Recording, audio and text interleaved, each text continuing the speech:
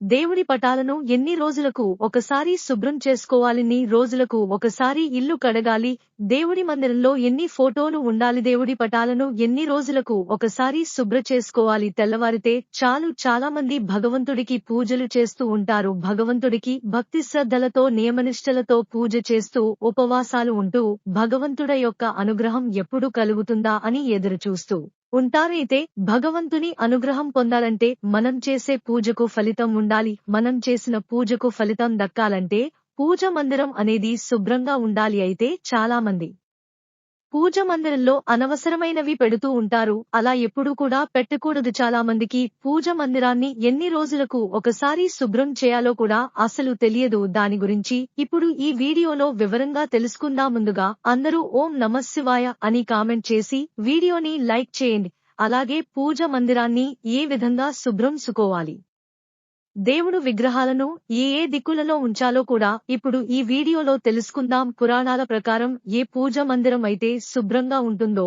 ఆ ఇంటిలోకి దేవతలు వస్తారని చెప్పబడి ఉంది. పూజ గదిని శుభ్రం చేసేందుకు ఇప్పుడు కూడా చీపురును అసలు ఉపయోగించకూడదు. ఒక శుభ్రమైన వస్త్రములు తీసుకుని పూజ మందిరాన్ని శుభ్రం చేసుకోవాలి. పూజ మందిరంలో భగవంతుడికి సమర్పించిన పువ్వులను ఎక్కడ పడితే అక్కడ వేయకూడదు. వాటిని ఒక కవర్లో పెట్టి మీరు నదీ తీరానికి వెళ్లినప్పుడు భార్య నీళ్లలో వాటిని వదిలివేయాలి. లేదా దగ్గరలో ఉన్న కాలువలు ఆయన వేయవచ్చు. అది కుదరని వారు ఏదైనా పచ్చని చెట్టు మీద పూజకు ఉపయోగించిన పువ్వులను వేయాలి. మనం పూజకు ఉపయోగించిన పువ్వులను ఎప్పుడు పూజ మందిరంలో మనం దీపారాధన చేసినప్పుడు ఆ దీపారాధన యొక్క పొగతో పూజ మందిరంలో నలుపు రంగులు ఏర్పడుతుందలా నలుపు రంగు ఏర్పడిన మసిని ముందుగా ఒక తడి వస్త్రము తీసుకుని శుభ్రంగా తుడవాలి. ఆ తర్వాత సబ్బు నీటితో కాని సరుకు నీళ్లతో కాని శుభ్రంగా పూజ మందిరాన్ని తుడిచి ఆ పూజ మందిరానికి పసుపు మరియు కుంకుమ పొట్లు పెట్టాలి.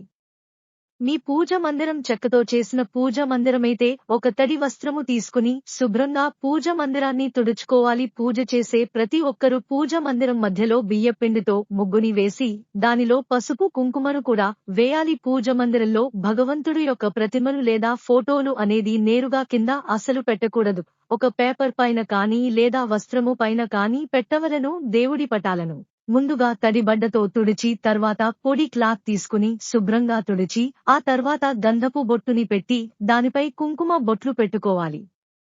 దేవుడికి ఉపయోగించిన దీపారాధన ప్రమిదలను ప్రతిరోజు శుభ్రం చేసుకోవాలి. అయితే దీపారాధన ప్రమిదలు అనేవి జిడ్డుగా ఉండడం వలన వాటిని నానబెట్టిన తర్వాత ఒక స్క్రబ్బర్తో శుభ్రంగా కడగవలను. అలాగే చింతపండు గుజ్జుతో కానీ పీతాంబరి పౌడర్తో కానీ మనం ఇత్తడి వస్తువులను శుభ్రం చేసుకున్న సరిపోతుంది. దీపారాధన చేసేటప్పుడు ప్రమిదలు తడిగా అసలు ఉండకూడదు.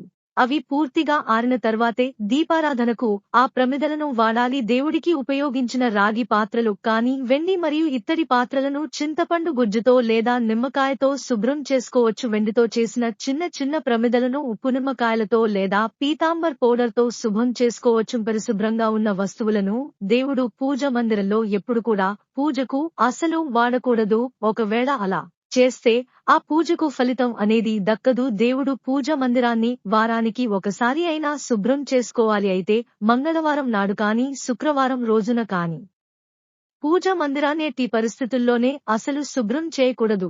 ఒకవేళ మంగళవారం లేదా శుక్రవారం రోజులలో పండుగ దినాలు వస్తే ముందు రోజు మీ పూజ మందిరాన్ని శుభ్రం చేసుకునుంచుకోవాలి. ఈ నియమం వ్రతాలకు హోమాలకు కూడా వర్తిస్తుంది.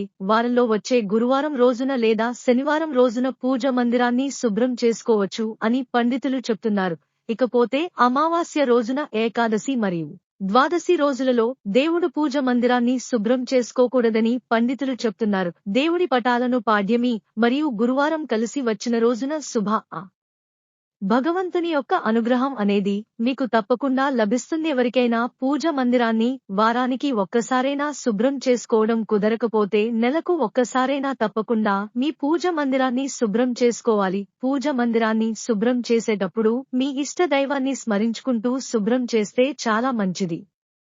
విరిగిపోయిన దేవుని పటాలు కానీ చిరిగిపోయిన దేవుని పటాలు లేదా ప్రతిమలను పూజ మందిరంలో అసలు ఉంచకూడదు. ఇవి బ్రతుకుల ఫలితాలను సృష్టిస్తాయి. అలాగే పూజా మందిరంలో ఎక్కువగా దేవుడు పటాలను కూడా ఉంచకూడదు.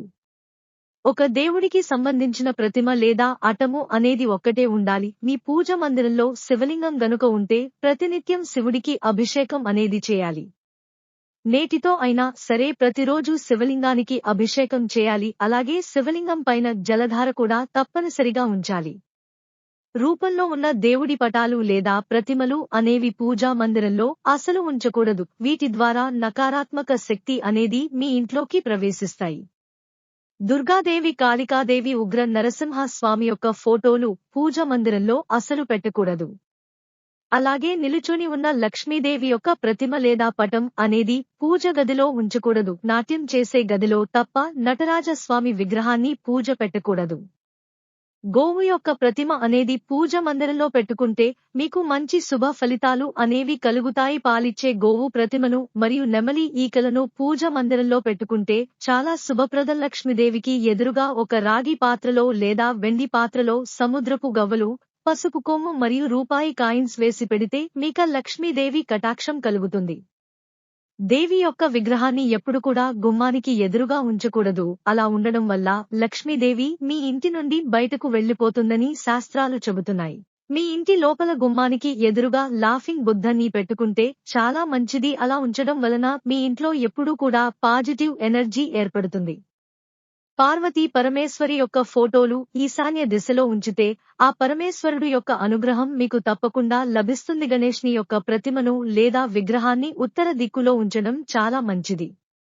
అదే విధంగా ఉత్తర దిక్కులో కుబేరుని ఫోటోను ఉంచడం వలన లక్ష్మీదేవి యొక్క అనుగ్రహం కలిగి ఆర్థిక పరిస్థితుల నుండి బయటపడతారు. పూజ మందిరంలో ఎప్పుడు కూడా చిన్న చిన్న విగ్రహాలను లేదా చిన్న చిన్న పాఠాలను ఉంచుకోవడం చాలా ఉత్తమం. పెద్ద పెద్ద విగ్రహాలు లేదా పెద్ద పెద్ద ఫోటోలను మీ పూజ మందిరంలో ఉంచితే ప్రతిరోజు మహా నైవేద్యాన్ని సమర్పించాలి. ఆంజనేయ స్వామి విగ్రహాన్ని ఆగ్నేయ దిశలో పెట్టుకోవడం వలన దుష్టశక్తుల బారి నుండి బయటపడవచ్చు. సాయిబాబా విగ్రహాన్ని వాయువ్య దిశలో పెట్టడం వలన మనశ్శాంతి అనేది మీకు కలుగుతుంది. నిలుచున్న లక్ష్మీదేవి ఫోటో మీ ఇంట్లో కనుక ఉంటే స్థిరనివాసం ఉండదని అర్థం. ఇంట్లో పూజ మందిరాన్ని దక్షిణం వైపు ఎట్టి పరిస్థితులలో నిర్మించకూడదు. అలా నిర్మించడం వలన మీ ఇంట్లో ప్రభావాలు ఏర్పడతాయి. దక్షిణ దిశగా పూజా కార్యక్రమాలు అసలు నిర్వహించకూడదు. శివు అవతారంలో ఉన్న ఫోటో ఉంటే ఆయన విగ్రహాన్ని ఎవరు ఆపలేరు. అందుకని శాంతంగా ఉన్న శివపార్వతుల విగ్రహాలను లేదా ఫోటోలను మీ ఇంట్లో పూజ మందిరం ఎల్లప్పుడూ కూడా ఈశాన్య దిశలో ఉంటే చాలా శుభం. ఇలా ఉంటే కనుక మీ ఇంట్లోకి ఎప్పుడూ పాజిటివ్ ఎనర్జీ వస్తుంది. అలాగే మీరు చేసే ప్రతి పూజకు ఫలితం దక్కుతుంది. మీకు వీడియో నచ్చినట్లయితే ప్లీజ్ లైక్ చేసి మీ ఫ్రెండ్స్ కి షేర్ చేయండి. అలాగే మా కొత్త వీడియోస్ మీకు వెంటనే చేరాలంటే మా ఛానల్ ని సబ్స్క్రైబ్ చేసుకుని పక్కనే ఉన్నటువంటి బెల్ ఐకాన్ ని ప్రెస్ చేయండి. ధన్యవాదములు. ఇలాంటి ఇన్ఫర్మేషన్ కోసం నా ఛానల్ ని సబ్స్క్రైబ్ చేయండి.